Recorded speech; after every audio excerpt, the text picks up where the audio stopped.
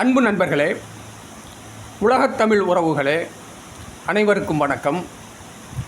இது மின்னல் கலைக்கூடத்தின் இலக்கிய ஆளுமைகள் நேரம். இன்றைய இலக்கிய ஆளுமை கலை மாமணி முனைவர் TKS கலைவாணன் அவர்கள். கலைமாமணி முனைவர் TKS கலைவாணன் அவர்கள்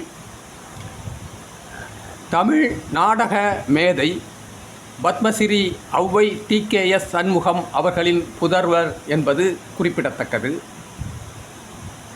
கலைவாணன் அவர்கள் தமிழ் இசை கலைஞர், இசை பேரறிஞர் விருதை இவருக்கு தமிழிசை சங்கம் வழங்கி சிறப்பித்துள்ளது.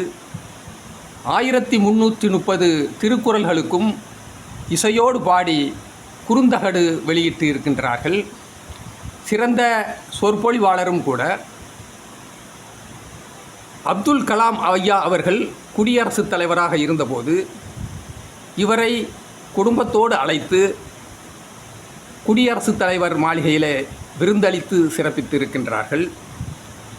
பாரத ஸ்டேட் வங்கியில் மேலாளராக பணியாற்றி ஓய்வு பெற்று அவர் ஐயா அவர்கள் தமிழ் இலக்கிய பயணத்தில் இதுவரை 15 நூல்களை எழுதியிருக்கின்றார்கள்.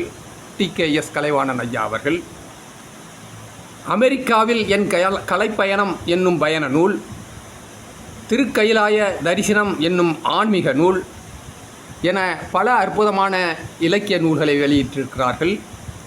நாடக கலை பற்றிய நூல்களையும் எழுதியிருக்கின்றார்கள். 1998 கலைமாமணி விருதை வென்றிருக்கிறார்கள். தமிழக அரசு அவர்களுக்கு வழங்கி சிறப்பித்து இருக்கின்றது. ஐயா அவர்களே வணக்கம். ஐயா அவர்களை நேர்காணல் செய்ய டாக்டர் கார்மிகலோன் ஐயா அவர்கள் இங்கே வருகை தந்திருக்கின்றார்கள். ஐயா கார்மிகலோன் அவர்களே தொடருங்கள். உலகத்தமிழ் உறவுகளுக்கு அன்பு வணக்கம். இந்த நல்ல வாய்ப்பினை தந்த அன்புலக சக்கரவர்த்திக்கு நன்றி. அன்பு நண்பர்களே, சமீபத்தில் நான் படித்த ஒரு புத்தகம் பொக்கிஷம், அரும்பும் நினைவுகளில் ஔவை சண்முகம். இந்த நூலை எழுதியிருப்பவர் ஐயா அவர்களின் அருந்தவ புதல்வர், செந்தமிழ் அறிஞர், இசைப்பேரறிஞர், தமிழ் தென்றல், கலைமாமணி என்றெல்லாம் சொல்லிக்கொண்டே போகலாம். ஏராளமான விருதுகளை பெற்றிருக்கும் TKS கலைவாணன் ஐயா அவர்கள். இந்த புத்தகத்தின் சிறப்பு என்னவென்றால், தந்தையை பற்றி மகன் அற்புதமாக ஒரு வரலாற்று பதிவினை தந்திருக்கின்றார்கள். இது நான் படித்த போது அட எத்தகைய மாமனிதர் ஔவை TK சண்முகம் ஐயா அவர்கள் என்று வியந்து போனேன். சிலருக்கு புகழின் உச்சத்தில் இருக்கும் போது கொஞ்சம் கர்வமும் வரும், தவிர்க்க முடியாமல். ஆனால் இந்த மாமனிதர் ஔவை சண்முகம் ஐயா அவர்களுக்கு கடுகளவு கூட கர்வமே இல்லை என்பதுதான் ஆச்சரியமான செய்தியாகும். இன்னொன்று, இவருடைய பெருமை பற்றி கொஞ்சம் சொல்லியே ஆக வேண்டும். பொதுவாக திரைத்துறையில் இருப்பவர்களுக்கு வாய்ப்புகள் கிடைக்க வேண்டும் என்று போராடிக்கொண்டே இருப்பார்கள். அந்த வாய்ப்பினை பெறுவதற்கு எதையும் செய்யக்கூட சிலர் தயாராகி இருப்பார்கள். சாமதான பேத தண்டம் என்றெல்லாம் இருக்கிறது அல்லவா? வாய்ப்புகளை பெற வேண்டும் என்பதற்காக அதனை நியாயமும் படுத்துவார்கள். அது இயல்பு. திரை உலகில் அது மிகவும் இயல்பான ஒன்றாகும். அப்படிப்பட்ட திரை உலகிலே ஒரு மாமனிதர் இம்மி அளவு கூட பேராசை இல்லாமல், கர்வமே இல்லாமல், உரியவர்களுக்கு வாய்ப்பு கிடைக்க வேண்டும் என்ற உன்னத நோக்கத்திலே செயல்பட்டிருக்கின்றார் என்றால் ஆச்சரியம் கொள்ளாமல் இருக்க முடியாது. இரண்டொரு செய்திகளை சொல்கின்றேன். இந்த புத்தகத்திலே இருக்கிறது. ஔவையார் நாடகம். ஐயா அவர்களின் பேரே ஔவை TK சண்முகம் அல்லவா? ஔவைக்கு உதாரண புருஷராக, ஔவை பாட்டிக்கு உதாரண புருஷராக இந்த ஆண் சிங்கம் நடித்திருக்கின்றார்கள். அந்த நடிப்பினால் ஔவையே அப்படியே கண்முன் கொண்டு வந்து காட்டியிருக்கின்றார்கள். அதனால்தான் அவ்வை சண்முகம் என்று பெயர் வந்தது என்று நம் அனைவருக்கும் தெரியும். இந்த நாடகத்தை பார்த்த ஜெமினி அதிபர் எஸ் வாசன் ஐயா அவர்கள் படமாக்க வேண்டும் என்று விரும்புகிறார். நம் ஐயா அவர்களை சந்திக்கின்றார். சண்முகம், இதனை நான் படமாக்கப் போகிறேன், இதில் நீங்கள் தான் ஔவையாராக நடிக்கிறீர்கள் என்று சொல்கின்றார். அப்போது இந்த மனிதர் என்ன சொன்னார் தெரியுமா? அதுதான் ஆச்சரியம் கொள்ள வைக்கும். நாடகம் பரவாயில்லை, நான் நடிக்கிறேன், ஆனால் ஔவை பெண், ஒரு ஆண் பெண் பாத்திரம் ஏற்று நாடகத்தில் நடிக்கலாம், ஆனால் சினிமா என்றால் சாஸ்வதமாக இருக்கக்கூடிய ஒன்று, எப்போது வேண்டாலும் போட்டு பார்க்கலாம். எனவே ஔவை வேஷத்திற்கு ஆண்மகன் நான் நடிப்பதை காட்டிலும் ஒரு பெண் நடிகையே நடிப்பதுதான் சிறப்பாக இருக்கும் என்று வாசன் அவர்களிடம் சொல்கின்றார். வாசன் ஆச்சரியப்பட்டு போகிறார், இப்படி கூட ஒரு நடிகரை பார்க்க முடியுமா என்று. அவர் கேட்கின்றார், அப்படி என்றால் நீயே சொல்லேன், யாரை போடலாம் என்று. ஒரு கணம் கூட தாமதிக்காமல் நம்ம ஐயா அவர்கள் சொல்கின்றார்கள், கேபிஎஸ் அம்மாவை போடுங்க. கேபி சுந்தராம்பாள் அம்மா அவர்களுக்கு ஜெமினியின் ஔவையார் படத்திலே அப்படித்தான் வாய்ப்பு வந்தது. என்ன ஆச்சரியம் பாருங்கள், அப்படித்தான் வாய்ப்பு வந்தது. இதனை இந்த புத்தகத்திலே படித்துள்ளேன். இன்னொரு புத்தகம் நாடகவே கேபி அறிவானந்தம் ஐயா அவர்கள் தன்னுடைய நாடக அனுபவங்களை எல்லாம் எழுதியிருக்கும் போது நம் ஐயா அவர்களை பற்றியும் எழுதியிருக்கின்றார்கள். அதிலும் இந்த முக்கியமான ஒரு குறிப்பு இருக்கின்றது. இன்னொன்று சொல்கின்றேன், பொதுவாக திரையுலக நண்பர்கள் எல்லாம் வருமானம்தானே திரையுலகத்திற்கு முக்கியம், நடிகர்கள் வாழ்வு என்றால் அப்படித்தானே இருக்கும். இன்னொரு சம்பவத்தை சொல்கின்றேன். ராஜராஜ சோழன் நாடகம், ஐயாவுக்குள்ள பல நாடகங்களில் மிகவும் பிரசித்தமானது அது. பட்டி தொட்டிகளிலெல்லாம் மக்கள் பரவசமாக பார்த்து பார்த்து மயங்குகின்றார்கள். அந்த அதி அற்புதமான நாடகத்தை திரைப்படமாக எடுக்க வேண்டும் என்று திரு மெய்யப்ப செட்டியார் அவர்கள் விரும்புகின்றார்கள். நம் ஐயா அவர்களை இல்லத்திலே சந்தித்து சொல்கின்றார்கள், இதனை நான் படமாக எடுக்கப் போகின்றேன், நீங்கள் அனைவருமே தான் நடிக்கப் போகின்றீர்கள் என்று. ஐயா அவர்கள் என்ன சொன்னார் தெரியுமா? நாம இருந்தால் என்ன செய்திருப்போம், நல்ல வாய்ப்பு வந்தது என்று. ஆனால் நம் ஐயா அவர்கள் எத்தகைய அதிசயம் எழுதியிருப்பார்கள். இந்த நாடகத்தை ஏராளமான தடவைகள் போட்டுவிட்டோம், தமிழ்நாட்டு மக்கள் எல்லாம் பார்த்து பார்த்து திகட்டி போய்விட்டது. இதனை நீங்கள் படமாக எடுத்தால் எந்த அளவிற்கு உங்களுக்கு வருமானத்தை ஈட்டித் தரும் என்று சொல்வதற்கில்லை. எனவே ஏன் இந்த முயற்சி என்று சொல்லிவிட்டார். செட்டியார் அவர்கள் ஆச்சரியப்பட்டு போனார்கள். ஒரு தயாரிப்பாளருக்கு நாம் நடிக்கும்போது வருமானம் குவிய வேண்டும் என்ற உயர்ந்த எண்ணத்தில் செயல்பட்ட உத்தமமான மனிதர். ஆச்சரியம் கொள்ள வைக்கிறது. இன்னொன்றும் சொல்கின்றேன், ஏனென்றால் சிலர் பற்றி சொல்லும் போது இந்த அரிய தகவல்களை எல்லாம் இன்றைய இளைய தலைமுறையில் தெரிந்து கொள்ள வேண்டும் என்பதற்காக சொல்கின்றேன். ஜெமினியின் மோட்டார் சுந்தரம் பிள்ளை நம்முடைய ஐயா அவர்கள் இதில் மிக அழகாக பதிவு செய்திருக்கின்றார். மோட்டார் சுந்தரம் பிள்ளை படத்திலே நம் ஐயா அவர்கள் நடிக்க வைக்க வேண்டும் என்று ஜெமினி வாசன் அவர்கள் வீட்டுக்கு வருகின்றார்கள். சொல்கின்றார்கள், சண்முகம், நான் படம் எடுக்கின்றேன், நீங்கள் நடிக்கின்றீர்கள், சிவாஜியின் மாமனாராக நடிக்கின்றீர்கள், நாளை ஷூட்டிங் மெட்ராஸ் போர்ட் ட்ரஸ்டில் நீங்கள் நடிக்கிறீர்கள். நம் ஐயா அவர்கள் சொல்கின்றார், நாளை எனக்கு நாடகம் இருக்கிறதே, முன்பே ஒத்துக்கொண்ட நாடகம் எல்லாம் இருக்கிறது, நாளை என்னால் வருவதற்கு இல்லை. சரி, அதனால் என்ன, இன்னொரு நாள் வைத்துக் கொள்ளலாம். வாசன் அவர்கள் சொல்கின்றார்கள். அங்கேதான் நிற்கின்றார் இந்த மனிதர். சொல்கின்றார், துறைமுகத்திலே அனுமதி கிடைப்பது என்பது அவ்வளவு எளிதல்ல. நீங்கள் நாளை ஷூட்டிங்கிற்கு அனுமதி பெற்றிருக்கின்றீர்கள், நாளை அதனை நீங்கள் ரத்து செய்தால் பின்பு அனுமதி கிடைப்பதற்கு காலதாமதமாகும். நீங்கள் எல்லா ஏற்பாடும் பண்ணிவிட்டீர்கள், எனவே தயவு செய்து please go ahead with your program. அப்படி என்றால் யாரை நடிக்க வைப்பது? இவரிடமே ஆலோசனை கேட்கின்றார். வழக்கம் போல் டிஎஸ் முத்தையா அவர்களை போடுங்கள் என்று அவருக்கு அந்த வாய்ப்பினை கொடுத்து, எப்படியெல்லாம் இருக்கிறது பாருங்கள், நம்பவே முடியவில்லை பாருங்கள். இப்படி நாடகப்பணிதான் உயிர் மூச்சு. நல்ல வாய்ப்புகளை தன்னை காட்டிலும் சிலர் சிறப்பாக நடிக்கவும் செய்வார்கள் என்று துணிந்து சொல்லக்கூடிய மன உறுதி என்பது கோடியில் ஒருத்தருக்குத்தான் இருக்கும். அத்தகைய மாமனிதர் ஐயா அவர்களை பற்றி நான் நிறைய படித்துள்ளேன்.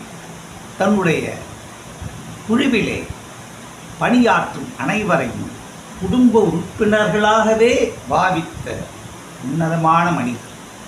அவர்களுடைய சுக துக்கங்களிலே பங்கு கொண்டவர். அதிசயமான செய்திகள் எல்லாம் இந்த புத்தகத்திலே இருக்கின்றன. இந்த புத்தகத்திலே இல்லாத ஒரு செய்தியினை, நான் படித்த செய்தியினை இங்கே பதிவு செய்கின்றேன். பரளி நெல்லையப்பன், யுகக்கவிஞன் பாரதியால் அன்பு தம்பி என்று அழைக்கப்பட்ட பரளி நெல்லையப்பன், அவருக்கு அரசாங்கம் தியாகிகள் பென்ஷன் தந்தது. திடீரென்று என்ன நினைத்தார்களோ தெரியவில்லை, தியாகிகள் பென்ஷன் நிறுத்திவிட்டார்கள். அந்த பென்ஷன் மட்டும்தான் அவருக்கு அவருடைய ஜீவனத்திற்கு கை கொடுத்தது. அந்த பென்ஷன் திடீரென்று நிறுத்தப்பட்டு விட்டது. தவித்து போகிறார் பரளி நெல்லையப்பர். விஷயம் தெரிந்து நம்முடைய ஐயா அவர்கள் அரசாங்கத்துடன் போராடி மீண்டும் அந்த தியாகிகள் பென்ஷன் பரளி நெல்லையப்பருக்கு கிடைக்க காரணகர்த்தாவாக இருந்தவர் அவை சண்முகம் ஐயா அவர்கள். இதனையும் நான் இங்கே பதிவு செய்கின்றேன். இப்படி ஏராளமான தகவல்கள் எல்லாம் இந்த நூலிலே இருக்கின்றன. இதனை படித்து பார்த்தால் அவை சண்முகம் என்ற ஒரு மாபெரும் இலக்கிய ஆளுமை என்று சொல்கின்றேன் அவர்களை. ஏன்? ஏராளமாக படித்திருக்கின்றார்கள். நாடகங்கள் எழுதி பெரும் புலமை இருந்தால்தானே அவைகளெல்லாம் சாத்தியமாகும். சங்கரதாஸ் சுவாமிகளிடம் தன்னுடைய 6வது வயது என்று நினைக்கிறேன், 6வது வயதிலேயே பெற்றோர்கள் கொண்டு வந்து விடுகின்றார்கள். இவனை உங்களிடம் ஒப்படைக்கின்றோம். மாமனிதர் சுவாமிகள் சொல்கின்றார், மிகப்பெரிய நடிகனாக வருவான், அசரீரி போல் சொல்கின்றார் அவர். அப்படி நம்முடைய சண்முகம் ஐயா அவர்களுக்காகவே ஒரு நாடகமும் எழுதினார். சிறப்பான நாடகம். விடிய உட்காந்து எழுதிட்டு படுக்கிறாரு. இப்படி நம் ஐயா அவர்களின் என்ன சொல்வது, குருநாதர் என்று சொல்வதா, தன்னுடைய பிள்ளையைப் போல் பாவித்து அன்பு மழை காட்டிய அதிசய மனிதர் என்று சொல்வதா, தன்னுடைய குருநாதருக்கு தெய்வம் போல் இருந்து தொண்டு ஊழியம் செய்ய வேண்டும் என்று உள்ள கிழக்கையோடு உண்மையாக நடந்து கொண்ட இவருடைய உத்தம தன்மையை சொல்வதா? ஆச்சரியம். ஐயா அவர்களின் நூற்றாண்டு, சங்கரதாஸ் சுவாமிகள் அவர்கள் நூற்றாண்டு 1967 என்று நினைக்கின்றேன். பேரறிஞர் அண்ணா அவர்களின் தலைமையிலே அற்புதமாக நடத்தி காட்டினார்கள் நம் ஐயா அவர்கள். குருபக்திக்கு உதாரணம். இப்படி ஏராளமான தகவல்கள் எல்லாம் இதிலே இருக்கின்றன. ஒரு முக்கியமான தகவல், அதனை மட்டும் நான் சொல்கின்றேன். மூதறிஞர் ராஜாஜியிடம் பேரன்பும் பெருமதிப்பும் கொண்டவர் நம்முடைய அவை சண்முகம் ஐயா அவர்கள். இதனை, அதுதான் ஆச்சரியம், நம்முடைய கலைவாணன் ஐயா அவர் எழுதியிருக்கின்றார்கள். நம் ஐயா அவர் மறைந்த பிறகு அந்த பழைய செய்திகள் எல்லாம் பயிலெல்லாம் பார்க்குறாரு. அப்போ அதிசயித்து போகிறார். மூதறிஞர் ராஜாஜி ஒரு கடிதம் எழுதுகிறார். இந்த மாபெரும் தேசபக்த கவிஞர், பல்லாயிரக்கணக்கான மக்களுக்கு விடுதலை உணர்வை ஊட்டிய இந்த கவிஞர் என்று வறுமையிலே வாடுகின்றார். இவருக்கு தேசப்பற்று மிக்க நம்மை போன்றவர்கள்தான் உதவ வேண்டும். சண்முகம், நீங்கள் எம்எல்சி, அப்போ எம்எல்சி மேல்சபைருந்து இல்லை, எம்எல்சி சம்பளம் பெறுகின்றீர்கள் அல்லவா, மாதம் 250 ரூபாய். அந்த சம்பளத்தை வறுமையில் வாடுகின்ற இந்த தியாக கவிஞருக்கு கொடுத்தால் என்ன என்று கடிதம் வருகிறது. அப்படியே செய்கிறார். மாதம் தான் பெற்ற அந்த சம்பளத்தை அப்படியே அந்த கவிஞருக்கு அனுப்புகிறார். இந்த தகவல்கள் எல்லாம் நம் ஐயா அவர்கள் பின்னாடி தான் பார்த்து பிரமித்து நிற்கின்றார்கள். இன்னொன்று, நம் ஐயா அவர்கள், நான் இலக்கிய ஆளுமை என்று சொன்னேன் அல்லவா, தன்னுடைய வீட்டிலே நூலகம் வைத்திருந்தார்கள். கன்னிமாரா லைப்ரரியில் இருக்கிற மாதிரி, அண்ணா நூற்றாண்டு லைப்ரரியில் இருக்கிற மாதிரி வீட்டு எல்லா புக்கையும் செல்ஃபில் அழகழகாக அடுக்கி வச்சு பட்டியல் போட்டு அட்டவணையிட்டு அற்புதமாக, எத்தனை புத்தகங்கள் தெரியுமா, 10,000த்திற்கும் அதிகமான புத்தகங்கள். மிகப்பெரிய அறிஞர்கள் எல்லாம், ராபி சேது பிள்ளை, கீவா ஜெகநாதன், கியா பே, ஆசாஞ்சா போன்ற பெரியோர்கள் எல்லாம் நம் ஐயா அவர்களை தொடர்பு கொண்டு புத்தகங்களை வாங்கி தேடி படித்து ஆதாரங்களை எடுத்துக்கொண்டார்கள். அப்படி ஒரு அபூர்வமான நூலகம், கிட்டத்தட்ட 12,000 புத்தகங்கள். நம் கலைவாணன் ஐயா அவர்கள் சொல்கின்றார்கள், ஐயா அவர்கள் மறைந்த பிறகு அந்த நூலகத்தை நிர்வகிப்பது எங்களுக்கு சாத்தியமில்லாமல் போய்விட்டது. எனவே அந்த புத்தகங்களை எல்லாம் மதுரை காமராஜர் சர்வகலாசாலைக்கு அன்பளிப்பாக வழங்கிவிட்டோம். இன்றைக்கி மதுரை காமராஜர் யூனிவர்சிட்டியில் போனால் ஐயாவோட இந்த அற்புதமான புத்தகங்கள், புகைப்படங்கள், அவர் சேகரித்த அதிசய தகவல்கள் எல்லாம் அப்படியே இருக்கின்றன. இப்போதும் போய் பார்க்கலாம். இப்படியெல்லாம் மிக அழகாக சொல்லி இருக்கின்றார்கள். பாரதி பால் நம் ஐயா அவர்கள் கொண்ட பக்தியை பற்றி சொல்லி இருக்கின்றார்கள். இன்னொன்று நான் படித்து அதிசயித்தேன். அந்த நடிப்புங்கிறது ரத்தத்தில் ஊறி இருக்கு. பின்னாடி ஐயா அவருக்கு இதய கோளாறு வந்தது. டாக்டர்லாம் சொல்லிட்டாங்க, ரொம்ப ஆவேசப்பட்டு நடிக்கிறது பேசுகிறதெல்லாம் கூடாது, இனிமேல் நீங்கள் ஒரு பார்வையாளராக மட்டுமே இருக்க வேண்டும் என்று. அப்படியே ஐயா அவர்களும் அப்படி நாடகம் நடந்தால் முன்னாடி சேரை போட்டு உக்காந்துருப்பார். பாருங்கள், நம்ம ஐயா போட்டுக்காரங்க படித்து நான் நெகிழ்ந்து போனேன். அது ஒரு சீன் என்னன்னா, இந்த கலெக்டர் இதுக்கு முன்னாடி வஉசியும் பாரதியாரும் ஆவேசமாக பேசுவாங்க இல்லையா? அப்படி பேசும்போது இவருக்கு பதிலாக நடிக்கின்றார் ஒரு நடிகர். அவ்வளோ உணர்ச்சிகரமாக அவர் பேசுகிறாரு, அவ்வளோ உணர்ச்சிகரமாக இல்லை. பார்த்துக்கிட்டு இருந்த ஐயா என்ன பண்ணார், படபடன்னு மேடைக்கு ஓடி போயிட்டார். எல்லாரும் பதறி போயிட்டாங்க. ஆவேசமாக பேசுகிறார் வசனத்தை. எல்லாரும் பரிதவித்து நிற்கின்றார்கள், என்ன செய்ய என்று. வாருங்கள் வாருங்கள் என்று கேட்கவில்லை. அந்த சீனை அப்படியே நடித்து முடித்து அரங்க அதிர்ந்து கைத்தட்டல்ல. அதன் பிறகுதான் சுயநினைவுக்கே வந்தவராக அமைதியாக தன் இருப்பிடத்திற்கு வந்து அமர்கிறார். எத்தகைய ஒரு அர்ப்பணிப்பு உணர்வு பாருங்கள். தமிழ் பற்று கொண்டவர். தன்னுடைய பிள்ளைகளுக்கெல்லாம் தமிழ் பெயராகவே வைத்தார்கள். நம்முடைய ஐயா அவர்கள் கலைவாணன் என்எஸ்கே மீது கொண்ட பற்றின் காரணமாக, மதிப்பின் காரணமாக கலைவாணன் என்று வைத்தார்கள். வெண்பாவிற்கு புகழேந்தி நினைவாக மகனுக்கு புகழேந்தி என்று பெயர் வைத்தார்கள். மனோன்மணியின் சுந்தரம் பிள்ளை அவர்கள், இந்த புத்தகத்தை படித்த பிறகுதான் நான் தெரிந்து கொண்டேன், மனோன்மணியின் சுந்தரம் பிள்ளை அவர்கள் ஐயா அவர்களுக்கு உறவினர் என்று. ஒரு பெண்ணிற்கு மனோன்மணி என்று பெயர் வைத்திருக்கின்றார். இன்னொன்று, அந்த ருசிகரமான செய்தியும் இதில் இருக்கின்றது. தன்னுடைய கடைசி குழந்தைக்கு என்ன பெயர் வைக்கலாம் அப்படின்னு வளர்ந்த பிள்ளைங்கள்லாம் கேட்குறாங்க. நம்ம ஐயா மாதிரி எல்லாம் சொல்லுங்க, ராஜேஷ், ராகேஷ், லோகேஷ் என்றெல்லாம். இன்னும் மாடர்ன் நேம் இல்லை. ஐயா அவர் சொன்னாராம், சரி நாளைக்கு பெயர் சூட்டலாம் என்று. மறுநாள் பெயர் வைத்தார். என்ன பெயர் தெரியுமா? பூங்குன்றன். இதுவும் தூய தமிழ் பெயர். கேட்கின்றார்கள் பிள்ளைகள், எப்படியப்பா இந்த பெயர் வைத்தீர்கள் என்று. மலேசியா சென்றபோது உலகத்தமிழ் மாநாட்டில் யாதும் போரே யாவரும் கேளீர் என்று எழுதியிருந்தது. உலகிற்கே முழங்கியவன் தமிழன் கலியன் பூங்குன்றன். எனவே நம் குழந்தைக்கு பூங்குன்றன் என்று பெயர் வைக்கின்றேன் என்று சொன்னார். அப்படி ஓர் தமிழ் உணர்வு. அவருக்கு வருகின்ற அழைப்புதழ்களில் தமிழ் ட்ராமாவுக்கு இங்கிலீஷில் இன்விடேஷன் வந்தால் ஃபோன் பண்ணி கேட்பாங்க, என்ன அது நடத்துறது தமிழ் ட்ராமா, எதுக்கு இங்கிலீஷில் இன்விடேஷன் போடுற, தூய தமிழில் போடு என்று சொல்வாராம். தூய கதர் ஆடை. அவர் கதராடை ஊற்றிக்கிட்டது அதிசயம் இல்லை. அவர் தேசப்பற்று மிக்கவர் எல்லாம் இருக்கட்டும்.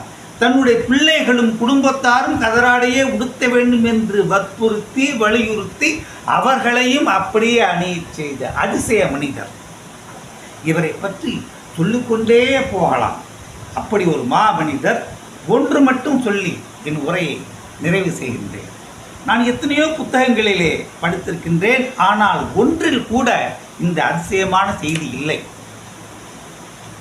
குரு பக்தி என்றால் பாரதிதாசனை சொல்லுங்கள்.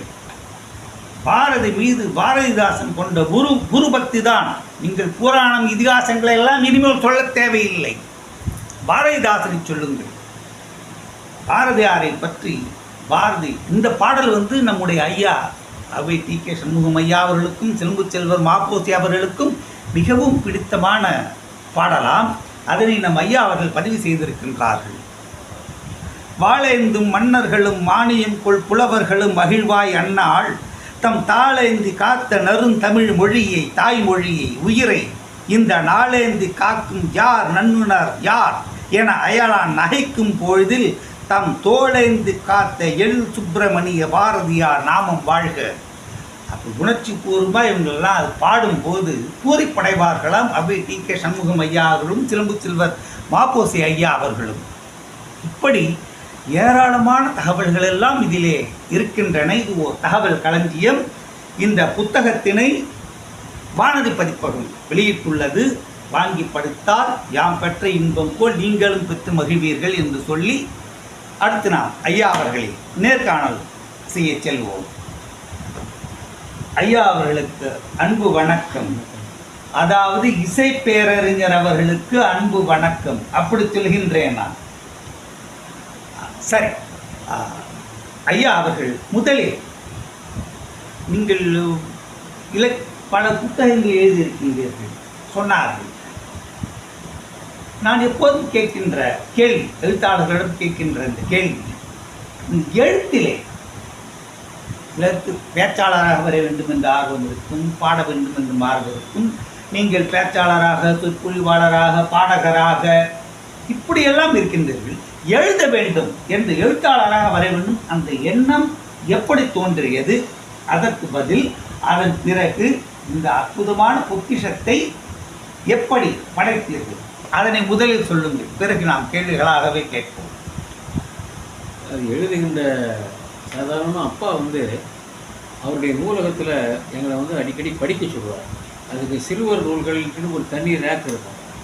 வேறு நூல்கள்லாம் சிறுவர் நூல்கள்னு தனியாக வச்சுருந்தார். அது நாங்கள் எடுத்து வச்சுட்டு படிப்போம். என்ன படித்தோங்கிறதையும் அவர்கிட்ட சொல்லணும். ஆமாம் ஆமாம் கேட்பார். ஏன்னா படித்தானா அப்படின்றது உண்மையாக தெரிஞ்சுக்கிறதுக்காக அதை அவர்கிட்ட சொன்னாலும் அவர் விமர்சனம் பண்ணுவார். பிறகு அப்புறம் இதை படி, இதில் சில கட்டுரைகள் இருக்குது படியும்பார். அதாவது அப்பாவை பொறுத்த வரைக்கும் டாக்டர் மு வரதராஜன் அவர் ஒரே ஒரு வார்த்தை சொன்னார் பாருங்க.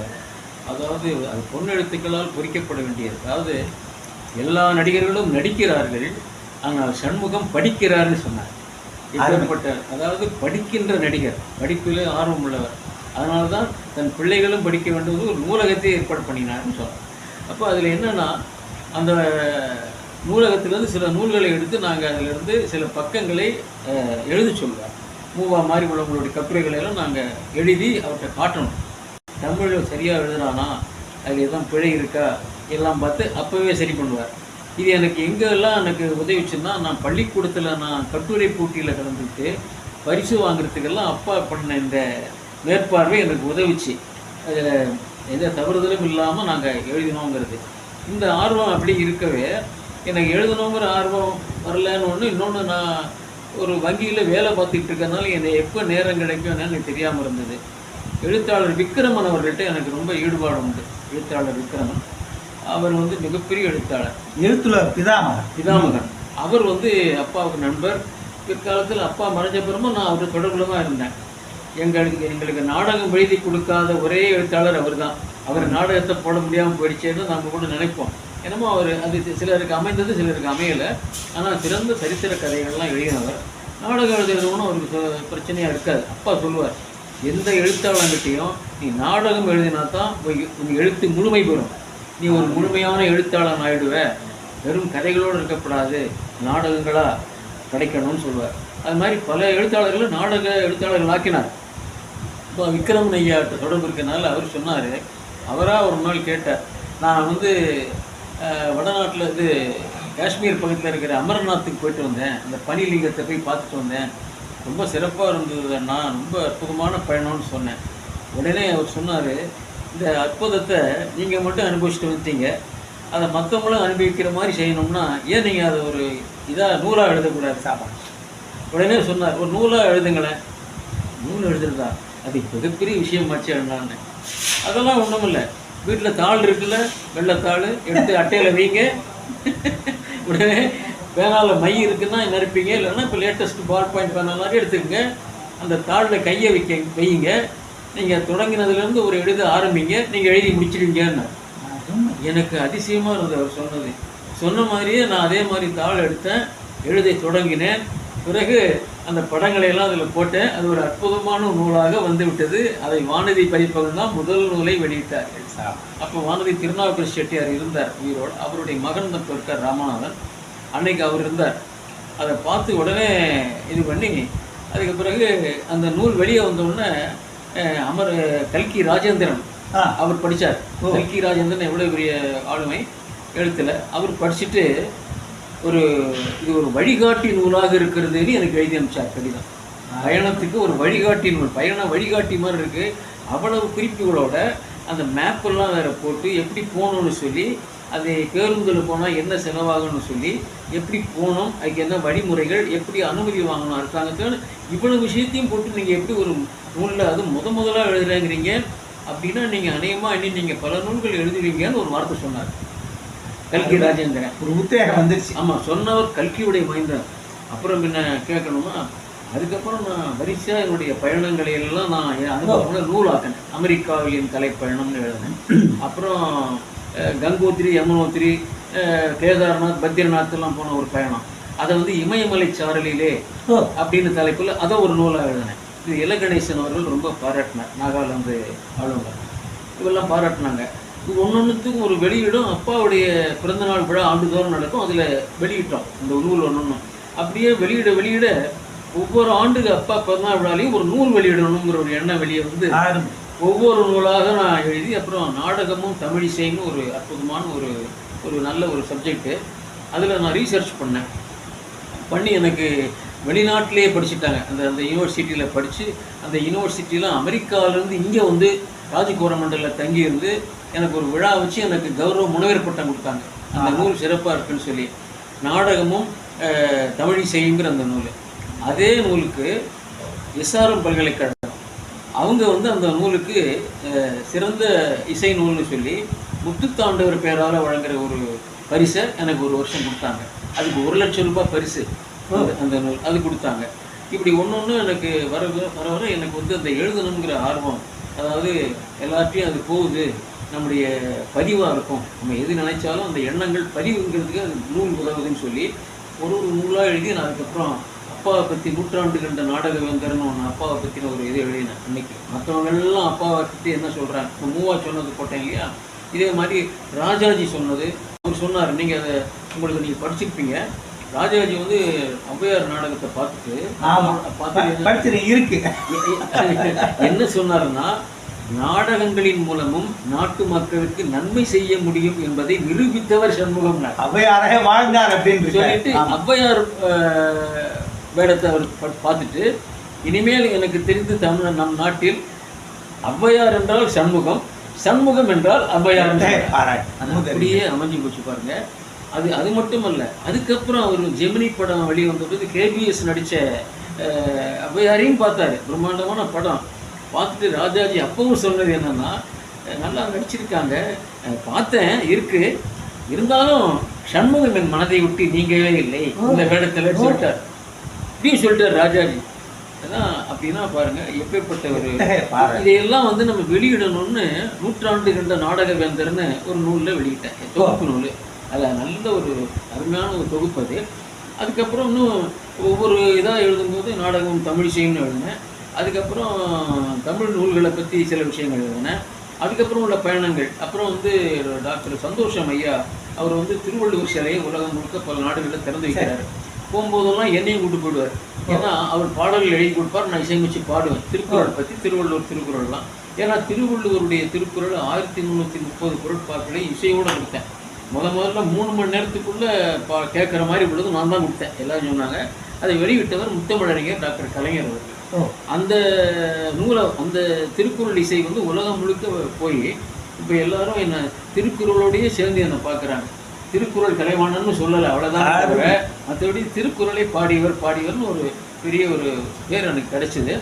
அந்த இதெல்லாம் இருக்கவே நான் என்ன பண்ணேன், அது மட்டும் இல்லை, இந்த திருக்குறள் பாடினதுனால எனக்கு கிடைச்ச மிகப்பெரிய ஒரு உயர்வு என்னென்னா, அந்த இதெல்லாம் பாரத குடியரசுத் தலைவராக இருந்த அப்துல் கலாம் ஐயா அவர்கள் என்னையும் மனைவியையும் புதுடில்லிக்கு அவருடைய ராஷ்டிரபதி பவனுக்கு வரவழைச்சு விருந்தளித்து நான் பாடின அந்த ஒலி புரிந்தகிட நேரில் பெற்றுக்கொண்டேன், ஆசீர்வதித்தார்.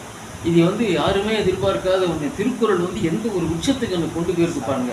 அதுக்கு இன்னொரு அடிப்படை என்னென்னா, சிறு வயதிலேயே வந்து நான் என்னை வந்து திருக்குறளை முழுமையாக மனப்பாடம் நடத்தினார் அப்பா. அதாவது அடி வாங்கினாங்க அப்பா ஆமாம் அடிச்சு. அந்த திருக்குறளை வந்து அன்னைக்கு வாத்தியாருங்கெல்லாம் அடிப்பாங்க, அப்பா அம்மாவும் அடிப்பாங்க, அந்த மாதிரி காலம். அந்த திருக்குறளை முழுமையும் பாடினேன், இப்போ மனப்பாடம் பண்ணி ஒரு நாள் கீழே போய் சொன்ன வந்திருந்தார் வீட்டுக்கு, முத்தமிழ்காலர் அப்பாவுடைய நெருங்கிய நண்பர். அவர் வந்தோடனே, அண்ணே அவனை திருக்குறள்லாம் மனப்பாடம் பண்ண சொல்லியிருக்கேன், நீங்கள் எங்கேருந்து வேணாலும் கேட்கலாம் சொல்லுவான் கேளுங்க அப்படின்னாரு. உடனே அவர் கேட்டார், பெரியதுன்னு முடிகிற குரல் சொல்லுன்னாரு.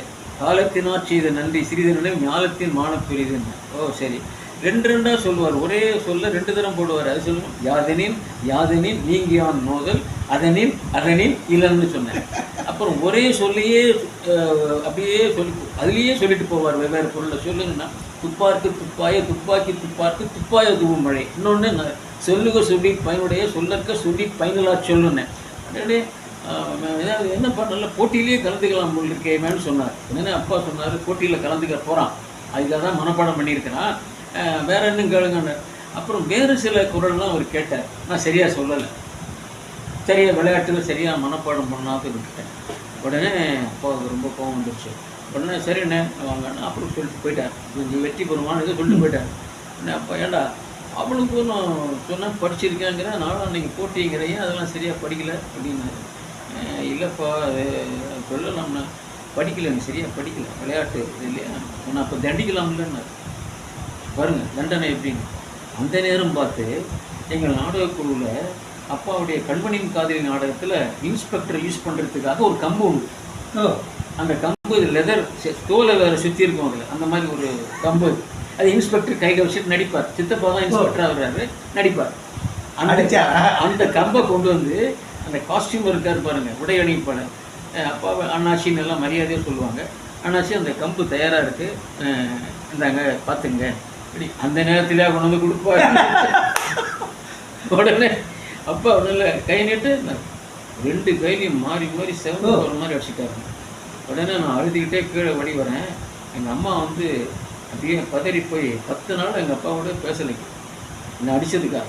அப்படி ஒரு கோபம். ஏன்னா அப்படி ஒரு இது தண்டனைன்னா, தண்டனை எல்லாம் ஆசிரியர் பாணியில் தான் தண்டனை நடக்கும், அப்பாங்கிற மாதிரிலாம் சலுகைலாம் கிடையாது. அதுக்கப்புறம் நான் என்னுடைய லட்சியத்தை சொல்கிறேன். நூலகத்தில் புத்தகங்களை பார்த்தேன், திருவாசகத்தை எடுத்தேன், திருப்புகழ் எடுத்தேன், திருமுறை எடுத்தேன், எல்லாத்தையும் எடுத்து ஒன்றொன்னி மனப்பாடம் பண்ணேன். அப்பா ஒரு வைராக்கியமாக மனப்பாடம் பண்ணி ஒரு நாள் அப்பாட்ட போய், நீங்கள் திருக்குறள் தான் நான் மனப்பாடம் பண்ண சொன்னீங்க, இதெல்லாம் கூட மனப்பாடம் பண்ணியிருக்கேன், கேளுங்கன்னு. என்னடா விளையாடுறியான்னு? இல்லை கேளுங்க, கேட்டு பாருங்கன்னு. அதிசயத்து போயிட்டேன். ஏன்னா அப்பா தினசரி திருவாசகம் சொல்வார். காலையில் சிற்றுண்டி சாப்பிட்றவருக்கு முன்னாடி துதிப்பட்டி போட்டு திருவாசகம் சூப்பரான ஃபுல்லாக சொல்லுவார். அதை அவர் பாட பக்கத்தெருலேருந்து கேட்டே மனப்பாடம் பண்ணாங்க. அப்பா அதை அப்படியே சொன்னேன். அசந்து போய் என்ன பண்ணார், அப்புறம் அவராக மனமும் வந்து எங்களை கடைக்கு கூப்பிட்டு போகிறதும், புது துணி வாங்கி கொடுக்கவும், அதை பண்ணி இதை பண்ணணும் அப்படிலாம் பண்ண ஆரம்பிச்சிட்டார். அப்புறம் தான் எங்கள் அம்மா வந்து ஒத்துக்கிட்டாங்க. அதுக்கப்புறம் தான் சாப்பிட்டாங்க. அப்படின்னா பாருங்கள், இதெல்லாம் எதை வச்சு சொல்கிறேன்னா, இந்த இத்தனை நூல்கள் எழுதினேன்னு கேட்டிங்க இல்லையா, அதுக்கெல்லாம் அந்த அடிப்படை அப்பாட்டிருந்து அப்படியே வந்தது தான். ஒரு நூல் நான் எழுதி நான் வெளியிட்டது அப்பா பார்க்குறதுக்கு உயிரோடு இல்லையே நினச்சி பார்ப்பேன். என்ன எந்த அளவுக்கு அந்த தமிழில் எழுதுறதுக்கும் பிழை இல்லாமல் எழுதுறதுக்கு, கடிதம் எழுதுறதுங்க அதுக்குதான் கற்றுக்கிட்டேன். எந்த இடத்துல முகவரி எழுதணும், அந்த உரையில் எப்படி தொடங்கணும், எப்படி முடிக்கணும், இதெல்லாம் அருமையாக சொல்லி கொடுத்தவர். மாறியதாக முகவரி இங்கே அங்கேன்னு எழுதிதான் கவரை சுக்குநூறாக கிழிச்சு கீழே போட்டு இன்னொன்று எழுதும்பார். அவ்வளோ தண்டனை உடனே எழுதணும். அதே மாதிரி ஒன்றொன்னா அவர் கூட இருந்து தெரிஞ்சுக்கிட்டனுடைய அந்த விளைவு நான் இத்தனை நூல்களை படைக்க முடிஞ்சுது. அப்பாவை பொறுத்த வரைக்கும் 5 நூல்கள் எழுதினார், நான் 15 நூல்கள் எழுதினேன். அருமை. இதுக்கு எந்த குரலை சொல்லலாம்னா, தம்மின் தம்மக்கள் அறிவுடைமை நான் இருந்தேன். அது அப்பா இருந்தால் ஒத்துக்குவார். அதுதான் அது வள்ளுவர் சொன்ன மாதிரி. நான் 15 நூல்கள், அவர் 5 நூல்கள். ஏன்னா இதுக்கெல்லாம் வந்து ஒரு அடித்தளம் விட்டது தந்தையாருடைய பெரிய ஒரு ஆளுமை தான்ங்கிறத நான் பெருமையோடு தெரியும். சிறப்பு. சரி, புத்தகம் எழுத்து பணி, தங்களுடைய இசைப்பணியை பற்றி நான் கேட்க விரும்புகிறேன். இந்த புக்கில் படித்தேன். அதாவது உங்களோட ஒரு இசை கச்சேரியும் போது வந்து கொத்தமங்கலம் துப்பு சொன்னாரா, இப்போது கலைவாணன் அருமையாக பாடுவார் அப்படின்னு. உடனே அப்பா சொன்னாரா, அவன் இன்னும் பாடவே இல்லையே, ஏன் இப்படி சொல்கிற அப்படின்னு. அவர் உடனே சொன்ன, இல்லை சண்முகம் பையன் நானா பாடாமல் இருப்பனா அப்படின்னு அவர் சொன்னாங்க. சரி, இப்போ வர, அதாவது நீங்கள் தலை சிறந்த சங்கீத வித்வான் இப்படி சொல்கிறேன், இசை வல்லுனர். சரி, நீங்கள் பாடுவது தமிழில் மட்டும்தான் பாடுவீங்களா, இல்லை எல்லா பாஷையிலுமே ஒரு சங்கீத உதாரணம் மாதிரி அப்படி பாடுவீங்களா? எப்படி? அப்படி இல்லை, தமிழில் தான் எங்கள் ஆசிரியர் சொல்லிக் கொடுப்பார். என்னுடைய ஆசிரியர் வந்து வேலூர் இசை பேராசிரியர் டி.ஏ. சம்பந்தமூர்த்தி ஆச்சாரியர். இசைத்தமிழ் அவர் நூல் எழுதியிருக்கேன், அவரை பற்றியும் எழுதியிருக்கேன். அவரை பற்றியும் எழுதிட்டேன். அவருடைய தான் எனக்கு சொல்லிக் கொடுத்தாரு. அவர் எப்படின்னா தமிழ் தான் சொல்லிக் கொடுப்பார். ஓ தமிழில் என்ன இல்லை, தமிழை தவிர வேறு எதுவும் பாட வேண்டியது இல்லைன்னு தமிழை தான் சொல்லிக் கொடுப்பார். தமிழில் தான் எனக்கு பயிற்சி அளித்தார். இசை இலக்கண முறைகளையெல்லாம் எனக்கு சொல்லிக் கொடுத்தார். அதுக்கப்புறம் பின்னாளில் நான் வந்து வளர்ந்து பெரியவனான அப்புறம் நான் வந்து கல்லூரி படிக்கிற காலத்தில் நான் அண்ணாமலை பல்கலைக்கழகத்தில் படிக்க போயிருந்த போது அங்கே தண்டபாணி தேசிகர் அவர்கள் முதல்வராக இருந்தார். அவருடைய மேற்பார்வையில் அவர் வீட்டிலேயே தங்கியிருந்து அவர்கிட்டையும் சில நல்ல தமிழ் பாடல்களை எல்லாம் தெரிஞ்சுக்கிட்டேன். அப்போ எனக்கு இந்த தமிழ் பாடல்கள் அவர்கிட்ட தெரிஞ்சுக்க என்ன ஆயிடுச்சு, தமிழ் மேலே ரொம்ப ஈடுபாடு ஆயிடுச்சு. ஆனால் அப்பா ஒரு நாள் கேட்டார், அந்த வயசுலேயே நான் 8 வயதில் இசை பெற தொடங்கினேன். என்னுடைய முதல் இசை நிகழ்ச்சி 9 வயது. அப்பா நடந்த இடம் மதுரை மீனாட்சி அம்மன் திருக்கோயிலில் இன்றைக்கும் இருக்குது. ஆடி வீதின்னு உள்ளேயே ஒரு பிரகாரம் வரும். அதில் திருப்புகழ் மண்டபம்னு ஒன்று இன்றைக்கே இருக்குது. அது பேர் திருப்புகழ் மண்டபம். அந்த மண்டபத்தில் என்னுடைய இசை நிகழ்ச்சி நடந்தது. தலைமை தாங்கினவர் திருமுருக திருவானந்த வாரியார் சுவாமி. எனக்கு 9 வயது. அப்போ முன்னிலை வகித்தவங்க வந்து ஒரு முதல் பெண் நாதஸ்வரம் தான். பெண்பிள்ளைங்க நாதஸ்வரமாக வாசிக்க மாட்டாங்க. முதல் நாதஸ்வரம் அது முதல்ல ஒரு பெண் வந்து நாதஸ்வரம் வாசிக்கிறாங்கன்னா அது அவங்க தான். அப்படிப்பட்ட ஒரு சூழ்நிலையில் அந்த அம்மா பேர் மதுரை MS பொன்னுத்தாய் அம்மா முன்னிலை. அப்போ எல்லாம் நல்லா பாடுறா அப்படின்னு வாத்தியார் ரொம்ப இதாக சொல்லிட்டு இருந்தார். பக்கத்தில் உட்காந்துருக்கார். ஹார்மோனியத்தோடய சொல்லிக் கொடுப்பாரு. ஹார்மோனியம் வாசிப்பேன். இப்போ எலக்ட்ரானிக் கீபோர்டும் வாசிப்பேன். அந்த ஹார்மோனியத்தோடு பாடும்போது சின்ன வயசு டிராயர் தான் போட்டிருக்கேன். பக்கத்துலேயே உட்காந்துருக்கேன். அப்போ கந்தர் அனுபூதின்னு திருப்புகழ் நம்ம அருணகிரியாருடைய கந்தர் அனுபூதி பாடல்கள் 51 பாட்டு, 51 ராகங்களில் அதை இசையமைச்சு அந்த பாட வச்சுக்கிட்டு இருக்காரு எங்கள் ஆசிரியர். 51 ராகம் அவங்களுக்கு தெரிஞ்சுக்கலாம். ஏன்னா ராக மாளிகையாக பண்ணால் தான் ராகங்கள் தெரியணும். அப்போ நான் வாசிச்சு பாடிட்டு இருக்கேன். பக்கத்தில் இருக்க ஒரு இடத்துல தப்பு விட்டுட்டேன், கொஞ்சம் மறந்துட்டேன். அங்கேயே கண்டிக்கிறவர் எங்கள் ஆசிரியர். மேடையெல்லாம் பார்க்க மாட்டார், பட்டுன்னு அடித்து கிள்ளுவார். தொடையில் ரத்தமே வந்துடுச்சு. ஏன்னா ராயிரம் இருக்கேன், தொடை தெரியுது இல்லை, அதனால் சௌரியமாக போச்சு. நான் கொஞ்சம் அழுதுகிட்டே பாடினேன். உடனே லேசாக உடனே பார்க்குற ஆடியன்ஸ்லேருந்து எல்லாம் தாய்மார்கள்லாம் ஐயோ பாவம் 8 வயசில் இந்த குழந்தை என்ன உருக்கமாக பாடுது, கண்ணில் அப்படி கண்ணீர் கொட்டுதுன்னா அந்த வேதனை எனக்கு தான் தெரியுங்க, அடிச்சிருக்காரு என்ன, அதனால அழுவேன். அதுக்கப்புறம் பாடி முடிச்சிட்டேன். இப்படி மேடையிலேயே கண்டிக்கக்கூடிய அத்தகைய ஒரு இது உள்ள ஆசிரியர், ரொம்ப கண்டிப்பானவர். அதுக்கப்புறம் அதெல்லாம் பாடலன்னு எனக்கு இந்த இசையில் ஆர்வம் வந்து ரொம்ப பாடிட்டு இருக்கும்போது என்னாச்சு, அப்பா ஒரு நாள் கேட்டார், தமிழ் மட்டும் கற்றுக் கொடுக்குறீங்களே, தமிழ் மட்டும் பாடினா போதுமா? போதுமே, ஏன் தமிழ் தான் கேட்பாங்க எதிர்காலத்தில், தமிழை போதுமே எதுக்கு? அப்படி இல்லை, சங்கீத வித்வான்கள்லாம் எல்லா மொழியிலையும் பாடுறாங்கல்ல அப்படின்னு. கற்றுக் கொடுக்கணும்னா கற்றுக் கொடுக்க சொல்கிறேன், ஆனால் நான் கற்றுக் கொடுக்க மாட்டேன்னு சொல்லி ஆழக்கூடிய ஐயாசாமி ஐயர்னு ஒருத்தர் ஆல் இண்டியா ரேடியோவில் அது நிலை வித்வானாக இருந்தார். அவர்கிட்ட சொல்லி கொஞ்சம் தெலுங்கு கீர்த்தனை சமஸ்கிருதம்லாம் சொல்லி கொடுத்தனால நான் அதுவும் பாடுவேன். தெலுங்கு கீர்த்தனை பாடுவேன், தீட்சதருடைய சமஸ்கிருதம் பாடுவேன், புரந்தரதாசனுடைய கன்னட பாட்டு பாடுவேன், அப்புறம் மலையாளத்துலேயும் பாடுவேன். கிட்டத்தட்ட ஒரு 5-6 மொழிகளில் பாடுவேன். பாரதி மாதிரி, பாரதி சொல்கிறார் இல்லையா, அவர் இந்த மொழிகளிலே தமிழ் மொழி போல் இனிதாக, அவருக்கு 8 மொழிக்கு மேலே தெரியும், ஆனால் தமிழ் மொழி போல் இனிதாவது எங்கும் காணும்னா இப்போ தமிழ்லேயே பாடி பாடி பாடி ஒரு சிறந்த தமிழிசை கலைஞர்னு எனக்கு ஒரு முத்திரை விழுந்துருச்சு. ஒரு தமிழ் பாட்டு கேட்கணும்னா கலைவாணன் பாட்டு நிகழ்ச்சிக்கு போகலாம், ஏன்னா முதல்லேருந்தே தமிழ் பாட்டை பாடுவார். பெரும்பாலும் வித்வான்கள் கடைசியில் தான் தமிழ் பாட்டு பாடுறாங்க. அப்போ இவர் இதில் முதல்லேருந்தே கேட்கலாம் அப்படின்னு சொல்லி ஆர்வமாக வர்றாங்க. எனக்கு அது அந்த முத்திரை விழுந்துட்டதுனால முத்தமிழறிஞர் கலைஞர் வந்து அந்த தமிழ்நாடு இயலிசை நாடகமன்ற சார்பில் நல்ல தமிழ் பாடுறவங்களுக்கு ஒரு விருது இருக்கு ஐயா கேட்டிருக்காரு. இல்லை அப்படி கொடுக்கறது இல்லை, நம்ம வாய்ப்பாட்டு கலைஞர், குரலிசை கலைஞர், இல்லைன்னா இறையருள் பாடல் கலைஞர், திருமுறை மட்டும் பாடுறவங்க ஓதுவார் கொடுப்பாங்க. இது 2 தான் இருக்குன்னு. தமிழிசை பாடுறவங்களுக்கு இனிமேல் ஒரு விருது கொடுங்கன்னு சொன்னோன்னா அதை முதல் விருதை எனக்கு கொடுத்தார். அதுதான் கலைஞர், கலைமாமணி கிரியேட் பண்ணி கொடுத்த விருது தான் தமிழிசை கலைஞர். அப்போ அந்த ஒரு முத்திரை வந்த உடனே தமிழிலேயே நம்ம எந்த அளவுக்கு இப்போ பாடணும், எந்த அளவுக்கு இந்த தமிழ் பண்களை ஆராய்ச்சி பண்ணணும். இப்போ தமிழிசை சங்கத்தில் இருக்கிற பண் ஆராய்ச்சி மன்றத்தில் நான் ஆலோசனை குழு உறுப்பினர். ஏன்னா அந்த ராகங்களை பண்ணெல்லாம் ஆராய்ச்சி பண்ணி முடிவுகளை வெளியிடுறோம் ஆண்டுதோறும். இதெல்லாம் வந்து இதுலேருந்து வந்தது.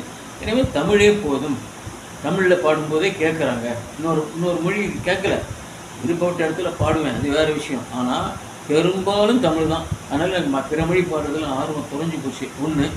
இன்னொன்று, நான் கனடாவில் டொரண்டோ நகரில் ஒரு நிகழ்ச்சி நடத்தின போது எக்கச்சக்கமான கூட்டம் இருந்தாங்க. அப்போ முன் வரிசையில் அது தமிழ் விழாது, அதுக்கு வைகோ வந்திருந்தார், வைகோ இருந்தார். அப்புறம் நடிகர்கள் இது லிஸ்ட்டில் சத்யராஜ், குஷ்பூலாம் வந்திருக்காங்க, எல்லாம் உட்காந்துருக்காங்க. நான் பாடுறேன். அப்போ நான் ஜனங்கள்கிட்ட கேட்டேன், சும்மா வெளிநாட்டுக்கு போயிருக்கிறதுனால தமிழ் மட்டும் பாடிக்கிட்டு இருக்கமே, வேறு மொழியை உள்ளவங்களும் இங்கே இருப்பாங்களே, நான் மட்டும் கேட்குறேன், நீங்கள் பிறமொழி பாட்டு நான் பாடுவேன், உங்களுக்கு ஏதாவது வேணுமா பாடுமான்னு கேட்டோம்னா அவ்வளோ பேரும் கையை தூக்கி வேண்டாம் வேண்டாம் வேண்டாம், தமிழ் தான் வேணும், தமிழ் தான் வேணும். நாங்கள் போட்டது வீடியோவில் கூட பதிவாயிருக்கு, வைக்கோலாம் சாட்சி அதுக்கு. அவரை திரும்பி பார்த்தாரு, இன்னும் அது ஆச்சரியமாக இருக்குது, தமிழ் மட்டும் பாடுங்க, தமிழை தவிர எது இங்கே பாட வேண்டாம் அப்படின்னு சொல்கிறாங்க. 1000 பேருக்கு மேலே உட்காந்துருக்காங்க. எனக்கு அப்படியே நர்வஸாக இருந்தது. அப்போ எந்த அளவுக்கு ஆர்வமாக இருக்கிறாங்க. பின்ன எதுக்காக நம்ம பிற மொழியிலெல்லாம் பாடி அதுதான் பாடுறாங்களே, மற்றவங்க பாடிட்டு போட்டோம், நமக்கு ஒரு முகவரி இருக்கட்டுமே, தனி முகவரின்னு சொல்லி பிறந்த தமிழிசை கலைஞர்ன்ற அந்த முத்திரையோடு பாடிட்டு இருக்கேன். ஏன்னா அப்படி தான் அந்த தமிழில் பாடுற ஆர்வம் வந்தது, திருக்குறளை இசையமைச்சு பாடணுங்கிற எண்ணம் வந்தது. இப்படி இந்த மாதிரி தமிழில் நிறைய இடத்துல பாடி எல்லாரையும் உட்கார வச்சுட்டு இருக்கேன். யாரும் எந்திரிச்சு போக மாட்டாங்க, நிகழ்ச்சி முடிகிற வரை இருப்பாங்க. அது பெருமையா. சரி, இன்னும் 2 கேள்விகள் கேட்கிறேன். அதாவது சிறுவர்களுக்காக வென்றே நாடகத்தை நடத்தி பிரபலப்படுத்திய மாமனிதர் முதல்ல செஞ்ச யாருன்னா ஐயா தான். அதில் நம்ம கமல் கூட நடிச்சிருக்காரு, நீங்கள் எல்லாமும் குழந்தை நட்சத்திரம் எல்லாம் நடிச்சிருக்கீங்க உங்கள் குடும்பத்தில், ரைட். இப்போ நான் என்ன கேட்குறேன்னா, அப்பா வந்து வாழ்நாள் முழுவதுமே நாடகம் அப்படியே நாடகத்துலேயே ஊருக்கு போயிருந்தார். நீங்கள் பாரத வங்கியில் அதிகாரியாக இருந்திருக்கீங்க, கரெக்டு. நீங்களும் மாதிரி அப்பா மாதிரியே முழு மூச்சா நாடகத்திலேயே இருக்குன்னு நினச்சிங்களா, இல்லை பரவாயில்ல அப்படி இருக்கட்டும் நம்ம இதையும் வச்சுக்கலாம் அப்படின்னு எத்தகைய உணர்வு தங்களுக்கு இருந்தது? என்ன இருந்ததுன்னா, சிறு வயசுலேயே நான் வந்து இந்த இலங்கை வானொலி வர்த்தக விரிவாரத்தில் அந்த சினிமா பாட்டை கேட்டுட்டு இருக்கேன் சிறு வயசில். இது அப்பா கவனிச்சார், பாட்டு ரசிக்கிறானே, அப்படியே வேறு பாடுறான். அன்னைக்கு உள்ள பாட்டெலாம் கொஞ்சம் கர்நாடிக் பெஸ்டில் இருக்கும், இன்றைக்கி மாதிரி இல்லை. பிள்ளை அம்பல நடராஜா செழுமை நாதனே பரமேசான பாட்டு, பட்டுக்கோட்டையார் பாட்டு, இப்படிலாம் இதெல்லாம் தான் அன்றைக்கி சினிமா பாட்டு. பாகவதர் பாட்டு, பாகவதர் ஃபேன் உங்கள்கிட்டே சொல்கிறேன். கிருஷ்ணா முகுந்தாமரெல்லாம் அம்பா மனம் கனிந்து கடை கண்பார் திருவடியினை புகழும் அம்பா.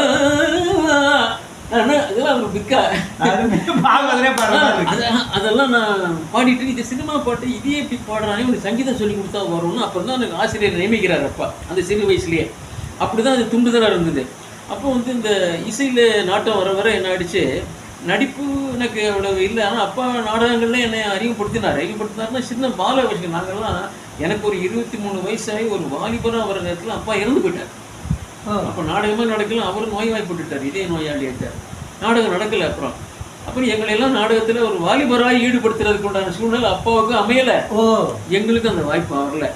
சிறு வயசில் நடிக்கிறது தான் இல்லை, அதனால் நடிப்பு பற்றி தெரியும். அப்புறம் நான் ஒரு தொடர்ச்சியாக சில சீரியல்களில் நடித்தேன், நெடுந்தொடரில், தொலைக்காட்சியில் 2 படத்தில் நடிச்சிருக்கேன். பாரதி படத்துல வவுசியா வந்தேன். அப்புறம் பெரியார் படத்துல நான் தான் சத்யராஜுடைய அண்ணன் கிருஷ்ணசாமி நாயக்கர் ஆக்ட் பண்ணியிருக்கேன். நான் அண்ணன் பட்டையெல்லாம் போட்டு அவர் அப்படி இருந்தார், என்ன பயன்படுத்திக்கிட்டாங்க. அவர் தம்பி தானே பெரியாரு, அவருக்கு எதிர்ப்பாளர். அதுல நடிச்சேன். கொஞ்சம் நடிப்புலையும் டச் இருந்தது. இருந்தாலும் அந்த கல்லூரி படிப்பில் சொல்லுவாங்கல்ல, மெயின் சப்ஜெக்ட் ஆன்சிலரிங்கிற மாதிரி, அது மாதிரி எனக்கு மியூசிக் தான் மெயின், ஆன்சிலரி தான் நடிப்பு. அதனால நடிப்புலேயே ஈடுபாடு செலுத்த முடியலன்னா, இசையினுடைய ஆர்வம், இசையில் உள்ள அனைத்து பரிமாணங்களையும் தெரிஞ்சுக்கணுங்கிற அந்த ஒரு வேகம், இதையெல்லாம் வச்சு நூல்களை வரை எழுதுறதுனால எனக்கு அந்த இசையில் இருக்கிற ஆர்வம் வந்து ரொம்ப அதிகமாக இருந்தது. அதனால தான் நான் அந்த நீங்கள் சொன்ன மாதிரி அந்த எண்ணம் எப்படி வந்ததுன்னு கேட்டீங்க. இசையில் வந்து ஈடுபாடு முதல்ல இருந்தனால நடிப்பு சைடு ரொம்ப போகிறேன். சூப்பர், அதுதான் காரணம். சரி, இன்னொன்று இசை பேரறிஞர், தமிழ் இசை தென்றல், அதெல்லாம் இருக்கட்டும். நீங்கள் வந்து ஒரு யதார்த்தமான கேள்வி கேட்க, சினிமா பாட்டு எவ்வளோ பாடிருக்கீங்க? சினிமா பாட்டுன்னு சொன்னால், இப்போ நீங்கள் சொன்ன மாதிரி நான் சிறு வயசில் பாடின மாதிரி தான் இப்போ ரேடியோவில் கேட்டு பாடுறேனே தவிர, திரைப்படத்தில் என்னையும் பாட வைக்கணும்னு என்னுடைய குரலை கேட்டு முதல்ல இளையராஜா வந்த புதுசில் 1970. அப்போ இளையராஜா அப்போ தான் வர்றாரு. சரி, வந்து எஸ்பி பாலசுப்ரமணியம் அவர்களுக்கு ஒரு இசைக்குழுவை நடத்தி கொடுக்குறாரு, இசைக்குழுவை அரேஞ்ச் பண்ணி கொடுக்குறாரு எஸ்பி பாலசுப்ரமணியத்துக்கு. அவருடைய தம்பி கங்கை அம்மரெல்லாம் கூட இருக்காங்க, அவர் கிட்டார் பிளேயர், இவங்கெல்லாம் இருக்காங்க. எனக்கு மெல்லிசையும் தெரியும் என்ன. அப்போ 2 பக்கமும் பாடுறதுனால அவர் ஒன்று இளையராஜா வந்து உங்கள்கிட்ட கிளாசிக்கல் டச் எல்லாம் இருக்குது, உங்களை நான் படத்தில் யூஸ் பண்ண ஒரு படம் கிடைச்சவங்க ஒரு அன்னக்கிளியெல்லாம் தாண்டி வந்துட்டாரு, உங்களை பயன்படுத்துகிறேன்னு சொல்லி என்னை திரைப்படத்துக்காக வர வச்சு சில படங்கள் பாட்டெல்லாம் கொடுத்தாரு. அந்த பாட்டெல்லாம் லிஸ்ட்டு சொன்னால் பெரிய அளவில் போகும். நான் தவற விட்ட பாட்டுன்னு சொல்லலாம், அப்படி தான் சொல்லணும். அவர் முதல்ல முள்ளு மலரும் படத்தில் கூப்பிட்டு ஒரு பாட்டு பாட சொன்னார், அருமையான ஒரு பாட்டு. அதை வந்து நான் தான் முதல்ல ஒத்திகைக்கு போனேன், எனக்கு தான் சொல்லி கொடுத்தார். அப்போ அந்த ப்ரொடியூசரும் ஒத்துக்கிட்டார், இவரே பாடட்டும். நாளன்னைக்கு ரெக்கார்டிங் இருக்கும்போது கடைசி நிமிஷத்தில் நீங்கள் வேறு வர வேண்டாம்னு சொல்கிறார் ராஜா, அவங்கள வேறு இதில் பயன்படுத்திக்கிறாங்கன்னு சொன்னார். ஜேசுதாஸ் அந்த பாட்டு பாடிட்டார். செந்தாழம்பூவில் வந்தாடும் என் மீது மோதுதம்மா, வாசம் மேனி போடுதம்மா, பொன்போலே ஜாடை காட்டுதம்மா, அம்மம்மா ஆனந்தம், அம்மம்மா ஆனந்தம். இந்த நானே பாடியிருந்தா என் குரலில் வந்திருக்கும், வாய்ப்பு போயிடுச்சு. அப்புறம் கிழக்கே கோயில் ரயில் படத்தில் முயற்சி பண்ணார். மாஞ்சோலி கிளிதானம் ஒரு பாட்டு. அதுக்கப்புறம் ஏதோ ஒரு படத்தில் முயற்சி பண்ணார். அப்புறம் டைரக்டர் ஸ்ரீதர் வந்து அப்பாவுடைய மாணவன், அவர் படம் எடுத்தார், இளமை ஊஞ்சல் ஆடுகிறது. அதில் ஒரு பாட்டு நான் தான் பாடியிருக்கணும், என்னத்தான் முதல்ல ஸ்ரீதர் போட சொல்கிறாரு. என்ன பாட்டு அது? ஒரே உனை நான் நிலாவில் பார்த்தது யாவும் இளமைதான் ஊஞ்சலாடுது. இந்த பாட்டு நான் பாடியிருக்கணும். அதை வந்து என்னன்னா ராஜாவே ஏதோ ஒரு இதில் தடுத்துட்டார். என்னன்னா அது இப்போ வேண்டாம், அவர் வேற ஒரு படத்தை நான் முறையாக பயன்படுத்திக்கிறேன். அது மிஸ் ஆகி கடைசியில் கர்ஜனைன்னு ஒரு படம், அது ரஜினிகாந்த் தான் ஹீரோ, மாதவியும் அவரும் நடித்தாங்க, ஹேம்நாத் ஃபிலிம்ஸு. அந்த படத்தில் தான் என்னுடைய பாட்டு வந்தது கடைசியில். வருவாய் அன்பே அருவாய் ஒன்று செவ்வாய் முத்தம் ரசிப்போமே, காத்தாடும் பூவே செங்கனியாடும் கொடியே, என் தோளோடு நீயாட நாடவா, வருவாய் அன்பே தருவாய் ஒன்று செவ்வாய் முத்தம் ரசிப்போமே. இந்த பாட்டு ஜானகி அம்மா கூட பாடினேன். அந்த அம்மா என் குரலை அப்படி பாராட்டி, ஒரு நல்ல நியூ டைப்பான வாய்ஸாக இருக்கே, இது நல்லா வரணும்னு பிரார்த்திக்கிறேன் ராஜா, நல்லா என்னை ஆசீர்வதிச்சாங்க. ஆனால் அந்த பாட்டு படத்தில் வந்துருச்சு. சிலோன் ரேடியோவில் நிறைய போட்டுட்டு இருந்தாங்க. அந்த விரும்பி கேட்டவர்கள் லிஸ்ட்டில் ஒரு நாள் போடுறேன், அவ்வளோ பேர் கேட்டிருக்காங்க. இதுக்கப்புறம் ஒரு சில படங்களில் பயன்படுத்தினார், 2-3 படம். அப்புறம் அவரே என்ன சொன்னார், உங்கள்கிட்ட கிளாசிக்கல் டச் ரொம்ப நல்லா இருக்குது, ரொம்ப கர்நாடிக் மியூசிக் பேஸ் நல்லா இருக்குது, நீங்கள் கொஞ்சம் கூட அந்த கர்நாடக சங்கீத கச்சேரிகள்லாம் பண்ணுங்களேன், ஜேசுதாஸ்லாம் பாடுறாரு இல்லையா, நீங்கள் படம் வாய்ப்பு வரும்போது பாடிக்கலாம், சங்கீதத்தை விடாதீங்கன்னார். அப்படி ஒரு அட்வைஸ் அவர் பண்ணவே நான் அப்புறம் ரொம்ப தீவிர நாட்டம் செலுத்தி இசையில் புது பாடல்களெல்லாம் புதுசாக தயார் பண்ணி நான் பாட ஆரம்பிச்சோன்னே அதில் பிஸி ஆகிட்டேன். அப்புறம் நிகழ்ச்சிகள் பாரதியார் பாடல்களை மட்டுமே பாடுற இசையரங்கம், பாவேந்தர் பாட்டு மட்டுமே பாடுற இசையரங்கம், என்ன இப்படியெல்லாம் தேசபக்தி பாடல்கள் மட்டுமே அடங்கின இசையரங்கம். அப்புறம் கி வீரமணி அவருடைய அழைப்பில் பெரியார் கடலில் போய் பாடின ஒரு விழாவில் கடவுளே இல்லாமல் தமிழனுடைய சிறப்பை மட்டும் சொல்கிற இசையரங்கம், எல்லாம் சங்கீத அடிப்படையில் சொரம் போட்டு பாடுற அளவுக்கு அந்த மாதிரி பாட்டு, அந்த மாதிரி பாட்டெல்லாம் பாடி ஒரு தனி புரட்சியை நான் உண்டு பண்ணேன். அதனால் எனக்கு அந்த தமிழ் இசை கலைஞர்ன்ற அந்த முத்திரை வந்துருச்சு. அதனால் சினிமாவை பற்றி நான் பெருசாக நினைக்கல, கூப்பிடும்போது பாடுறேன், டெலிவிஷன் தொடர்கள் எல்லாம் பாடியிருக்கேன். வாய்ப்பை பொறுத்து தான் அது. சினிமாங்கிறது சொன்ன மாதிரி எல்லோரும் நீடிச்சு பாட முடியாது, அது ஒரு காலம். டிஎம்எஸ் சீர்காழியில் இருந்த காலம் வேறு, இன்றைக்குள்ள காலம் வேறு. இன்றைக்குள்ள பாட்டுன்னு சொன்னீங்கன்னா நான் கேட்டாலே எனக்கு பிளட் ப்ரெஷர் வர்ற மாதிரி இருக்குது. ஏன்னா அந்த அளவுக்கு இல்லை, பாட்டில் வந்து ரொம்ப நாய்ஸ் அதிகமாக இருக்குது, வார்த்தைகள் இல்லை, ஆங்கில பாட்டாகவே வேற பாடுறாங்க, அது மாதிரி அந்த மாதிரிலாம் அப்படிலாம் இருக்கவே ஒன்றும் சொல்ல முடியல. அதனால் சினிமாவிலும் பாடியிருக்கிறேன் அப்படிங்கிற புகழ் தமிழ் இசை கலைஞருங்கிற அந்த முத்திரையில தான் நீங்கள் சொன்ன மாதிரி இசைப்பேரறிஞர் கொடுக்குற அளவுக்கு நான் வளர்ந்துருக்கேன்னு சொன்னால் அது எங்கள் குருனுடைய. ஆனால் என்ன சொல்றது, இந்த சினிமா பின்னணி இந்த பாடகர்கள் இதில் ஒரு அற்புதமான பாடகரை சினிமா உலகம் பயன்படுத்திக் கொள்ள மறந்து விட்டதா ஏதோ ஒன்று, அது காலத்தின் போல. பேட்டியை நிறைவு செய்யும் முன்பாக ரொம்ப அற்புதம் சார், உண்மையிலே என்ன சொல்றது, இந்த பல லட்சம் மக்களின் சார்பா நான் ஒரு வேண்டுகோள் வைக்கிறேன். நீங்கள் வந்து ரைட் ஏகப்பட்ட சமாச்சாரத்தை தலையை வச்சுருக்கீங்க. தமிழிசை அப்படின்னு, அப்புறம் பக்தி சொற்பொழிவு அப்படின்னு, நாடகம், இது என்னென்னமோ நம்ம பேசினதுலேயே உங்களை பற்றி எத்தகைய ஒரு மாமனிதர் ஆளுமை அப்படின்னு. நீங்கள் என்ன என்னோட சஜஷன், இலக்கிய விழாலாம் கலந்துக்குங்க, உங்களோட அனுபவத்தை சொல்லுங்கள். இளைய தலைமுறைக்கு தெரியணும் அப்பா எப்படியோ அது மாதிரி அத்தனை திறமைகளும் வாய்க்கப்பட்ட ஒரு மாமனிதர் நீங்கள். உங்களோட திறமையெல்லாம் சொல்லுங்கள். உங்களை பற்றி நீங்கள் ஏன் ஒரு புக் எழுதக்கூடாது? கடந்த பாதை சம்திங் இது வரைக்கும் அப் டு டேட். ஏன்னா பேட்டி மூலமாக இப்போ எல்லாரும் தெரிஞ்சுக்கிறது ரொம்ப கம்மி. உங்களோட அந்த முழு வீரியம், வீச்சு, ஆளுமை தன்மை, அனுபவம் எவ்வளவோ இருக்குமே. அப்படியே சண்முகம் ஐயாவோட பையங்கிறது ஒரு மிகப்பெரிய இது தானே. அதெல்லாம் வச்சுருந்து நீங்கள் தயவு செஞ்சு அடுத்து நீங்கள் அப்படி ஒரு புத்தகம் எழுதுறீங்க உங்களை பற்றி கம்ப்ளீட்டாக. அது வந்து நிறைய பேருக்கு ஏராளமான செய்திகளை தரும். மிக்க மகிழ்ச்சி.